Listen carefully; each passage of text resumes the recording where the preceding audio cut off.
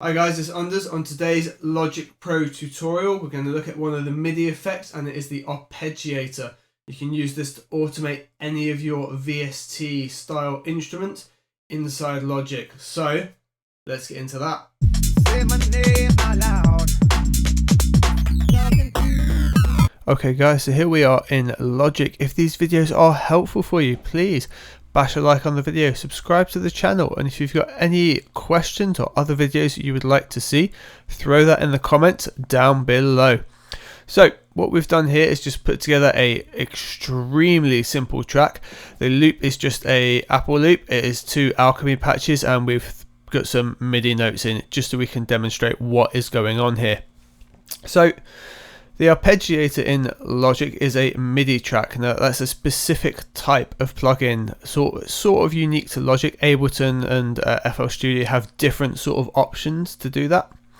However, if you have a look on the left here on the inspector, we have Midi FX, and if we click that, we get some specific MIDI effects, and the Arpeggiator is right on the top.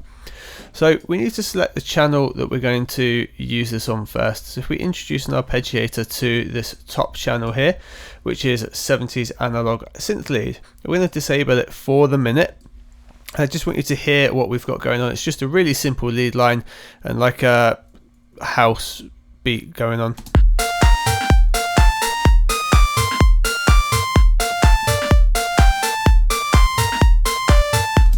Cool, nothing special at all really. Now I just want to show you what the Arpeggiator can do. Just by activating it straight away, we can affect that sound and change it and add some variation to it.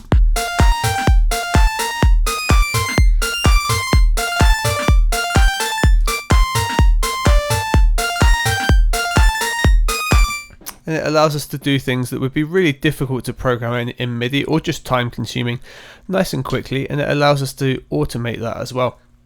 So let's go over what the Arpeggiator actually does. Up here on the left hand side is whether it's or not it's initiated, which is a great automation option because you can activate automation and just click and play this and it will decide what's happening.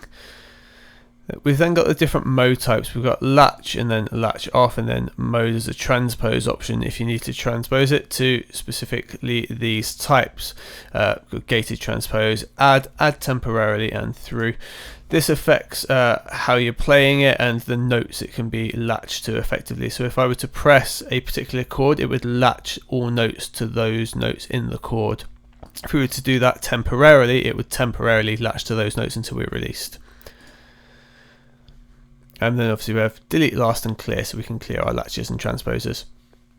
The rate is synced to your DAW, or in this case Logic's BPM, and then has these different options at the top, 1 through dotted and triplets, and right the way through in the standard musical variations in terms of rate. We've got up, which means the Arpeggio plays up, down, which means the Arpeggio plays down. Have up and down alternative. We have then in, then out, meaning it will play the highest note through to the lowest note and then vice versa. This here is then random, meaning if you played a selection of notes, it would then play those notes in a random order, and then the hand symbol means as played. So if I press a chord but I press one note slightly before the others, it will play in that particular order. Variation is then variation 1 through 4 of that playing order, and then octave range is up or down 1 through 4 octaves as well. So where we have pattern select here, we have live, meaning if I press a set of keys,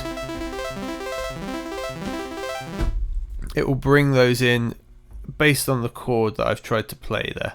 So if I were to do this, you see that they are relevant to the velocity of the key played. If I play really softly and harder, if we do grid, we can manually introduce our own arpeggio and rhythm. In options, this is where we start to get really interesting. We have note length.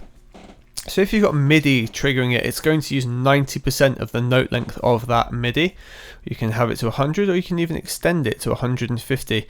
90 tends to work out best, because if you've got notes that are very close together, it will not give you space to then trigger. So it sort of trims 10% off by default to give the arpeggiator time to create what it needs.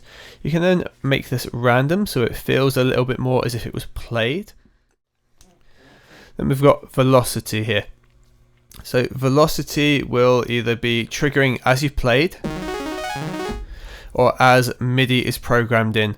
Now if the velocity value from MIDI is say 100, and the MIDI value going from 0 through to 128, 100% here will means it will always trigger at that 100 value.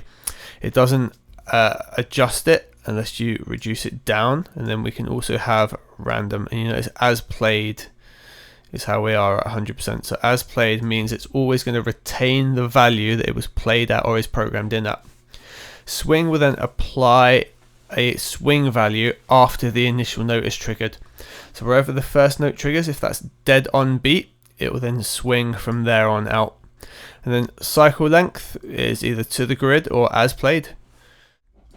If we go into keyboard, we can have particular areas and particular rates linked to certain sets of keys. And then in controller, we have some MIDI control options that we can go a little bit more in depth with in another video. So I just want to show you very briefly what we can do with a particular sound here. So we have this rather boring lead sound, which is here.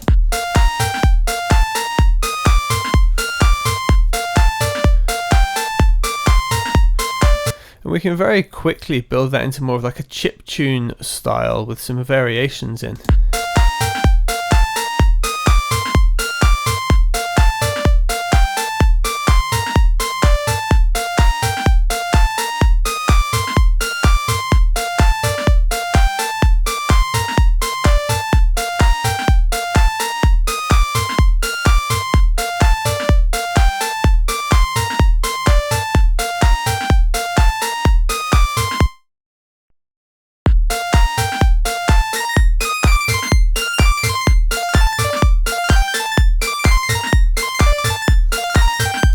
So using that arpeggiator there, we've created a completely different type of sound, type of rhythm, and what we could do quite easily would be to automate this on and off.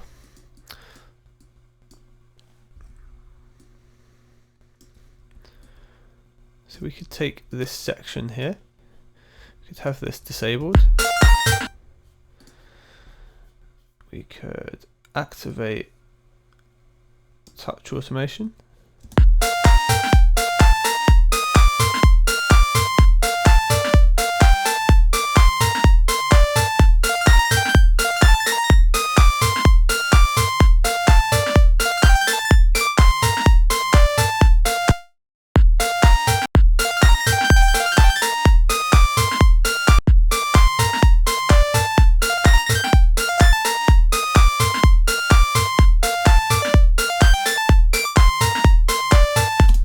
We've created some variants in there straight away.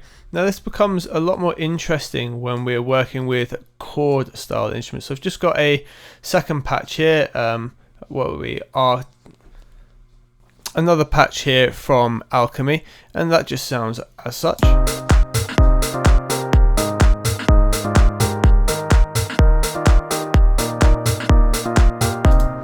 And this is where the note order really comes into play when we're working with more than one note and we've got chord sections. So if we introduce an arpeggiator again here, we'll close this one.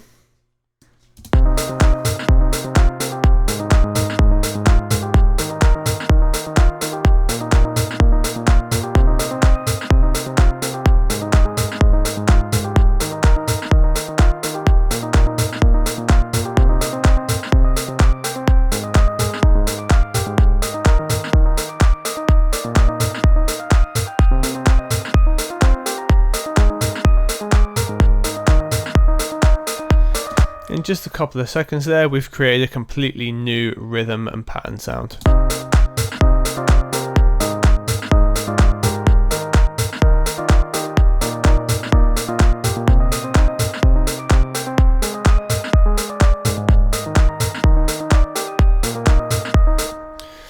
I might play around with here is perhaps would copy this channel, bring this one down here. I would maybe turn the ARP off on the original, boost this one up by maybe an octave, maybe even down an octave, and we'll get something like this.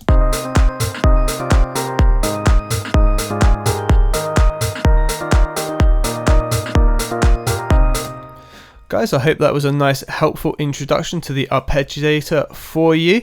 I look very much to seeing you on the next video. If this was helpful for you, please bash a like on the video, subscribe to the channel, and throw a comment down below if you have any questions. See you on the next one.